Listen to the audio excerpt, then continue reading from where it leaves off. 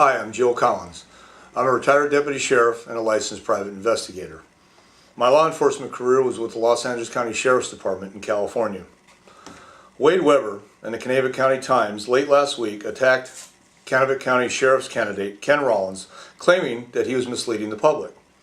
Wade Weber has declared that Ken Rollins should not be elected because of these allegations. Candidate Brian Smith has done the same. For this video, I will proceed on the basis that the viewers have read the Kanabec County Times electronic articles about this matter. Obviously, somebody is lying. Is Rollins telling the truth when he says Cambridge Chief of Police Tim Dwyer and Big Lake Police Lieutenant Sam Olson allowed him to attribute quotes to them about Brian Smith's ethical duty in the relevant matter? Rollins says that he is truthful about this. Are Dwyer and Olson, who are now under immense pressure from their employers, telling the truth when they each say that they did have a conversation with Rollins, but that he misled them and that they denied him permission to quote them? Rollins says that they agreed to be quoted. The Times, Weber, and Smith have aggressively pursued and maximized the significance and the publicity of this. Some people say that Weber, in particular, has gone to extremes in his reactions and to the degree which he has sought to publicize these reactions. Does Weber or Smith have any evidence other than the employer-pressured statements of Olson and Dwyer? Anything to support their self-serving belief that Tim Dwyer and Sam Olson are telling the truth? If Smith and Weber had any evidence, don't you think they would have already declared it to you in their publicity extravaganza?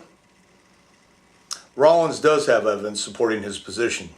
Some of it exists in the form of texts, audio recordings, and more. Rollins' evidence is further supported by the fact that he spoke to several additional officers who spoke of their opinion about Smith's lack of action.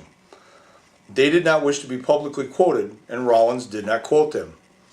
These officers include police chiefs and chief deputy sheriffs. These officers will be able to testify to Rollins' disclosure of the issues, and that they did not violate any of their requests. Why would Rollins just arbitrarily choose to violate Dwyer and Olson? He did not violate a request by them. Instead, he used their authorized quotes. Because of the viciousness of Weber and Smith's attacks, Rollins will preserve the specifics of his evidence for use as he takes action regarding Smith, Weber, and others. I attest to the fact that in my capacity as a private investigator, I have listened to the audio recordings, viewed texts, and confirmed that they are in proper chronological order and could not have been created after the fact. When Weber filed his last-minute attacks against Rollins, these texts were filmed and then were provided for safekeeping to an appropriate law enforcement authority. The other items have been reviewed and preserved as evidence.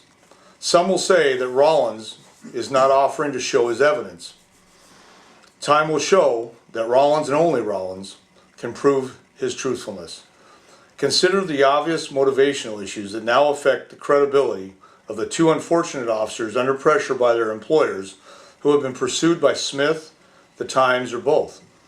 Regardless of how this election plays out, Rollins will pursue the matter of the reckless and vicious attacks by Weber and Smith. I hope this has given you some insight and some food for thought. More related videos are available on this site, and more are coming. Your vote for Ken Rollins Tuesday will be a vote for real change. Ken Rollins approved this message.